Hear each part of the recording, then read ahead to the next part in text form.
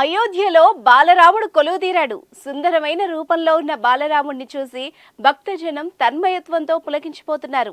ఇక రామ్లల్లా విగ్రహానికి పైనుంచి కింది వరకు ఆభరణాలు అలంకరించారు. అయితే ఈ ఆభరణాలను తయారు చేయడం వెనుక ఎంతో పరిశోధన, అధ్యయనం సాగింది. అసలు ఆ అయోధ్య రాముడి ఆభరణాల వెనుక ఉన్న కథేంటి, వాటిని ఎవరు రూపొందించారు అనే విషయాలు ఈ స్టోరీలో తెలుసుకుందాం. 5 శతాబ్దాలుగా కలలుగన్న అయోధ్య రామమందిరంలో కొలువు తీరిన రాముడి విగ్రహం ఎలా ఉంటుందోనన్న ఉత్కంఠకు తెరపడింది. Gautam neuro care, brain stroke, migraine, fits, brain and spine surgeries కి బెస్ట్ న్యూరో సర్జన్. 5 ఏళ్ల వయసున్న బాలుడి రూపంలో ఉన్న రామ్ లల్లాకు అయోధ్య గర్భగుడిలో ప్రాణప్రతిష్ఠ చేశారు. అయితే ఆ రామ్ లల్లాకు భారీగా ఆభరణాలను అలంకరించారు. ఆ బాలరాముడికి అలంకరించిన ఆభరణాల వెనుక చాలా స్టోరీ ఉంది. ఎంతో పరిశోధన చేసి అధ్యయనాలు జరిపి ఆ ఆభరణాలను తయారు చేయించారు. అయోధ్యలో ఏర్పాటు చేయనున్న రాముడి విగ్రహానికి ఎలాంటి ఆభరణాలు తయారు చేయించాలన్న విషయంపై శ్రీరామ జన్మభూమి తీర్థక్షేత్ర ట్రస్ట్ చాలా కసరత్తు చేసింది.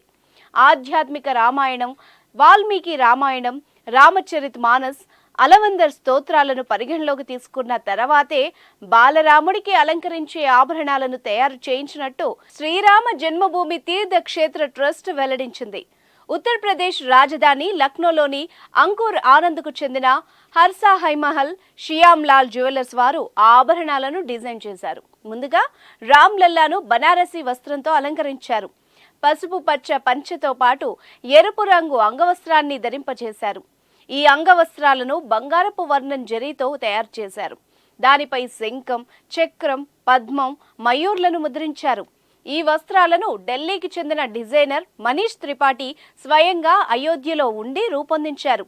ఇక అయోధ్య రామ్లల్లా విగ్రహానికి అమర్చిన బంగారు కిరీటం విలువ అక్షరాల 11 కోట్లని ఆలయ వర్గాలు తెలిపాయి.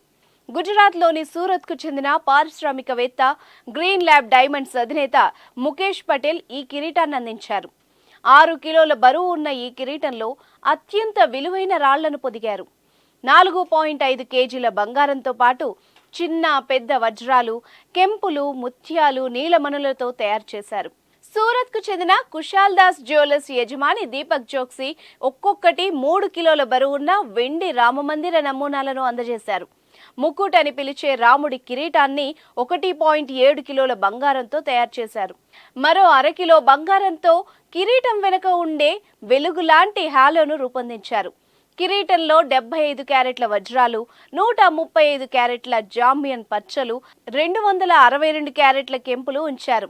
ఆ ముకుట్ మధ్యలో ఉన్న సూర్యుడు శ్రీరాముడి వంశమైన సూర్యవంశీ లోగోను సూచిస్తుంది. సుమారు 16 గ్రాములుండే తిలకాన్ని శ్రీరాముడికి అలంకరించారు.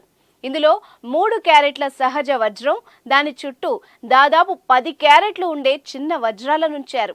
ఇక ఉంగరాల విషయానికొస్తే కుడి చేతి ఉంగరానికి 4 క్యారెట్ల వజ్రాలు, 33 క్యారెట్ల పచ్చ బంగారంతో 65 గ్రాములతో తయారు చేశారు. ఎడమ చేతి కోసం 26 గ్రాముల రూబీ రింగులతో వజ్రాలు, కెంపులు పొదిగి రూపొందించారు.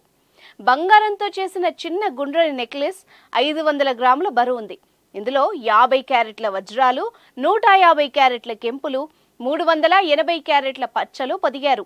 850 గ్రాముల బరువైన చేతి కడియాలను 22 క్యారెట్ల బంగారంతో చేశారు. దాదాపు 100 క్యారెట్ల వజ్రాలు, 320 క్యారెట్ల కెంపులు, పచ్చలు వీటిలో పొదిగారు.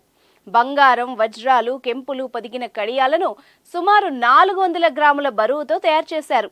దీనిపై ఆలయ ట్రస్ట్ సభ్యులు పూర్తిగా అధ్యయనం చేసి స్వామివారికి అలంకరించారు.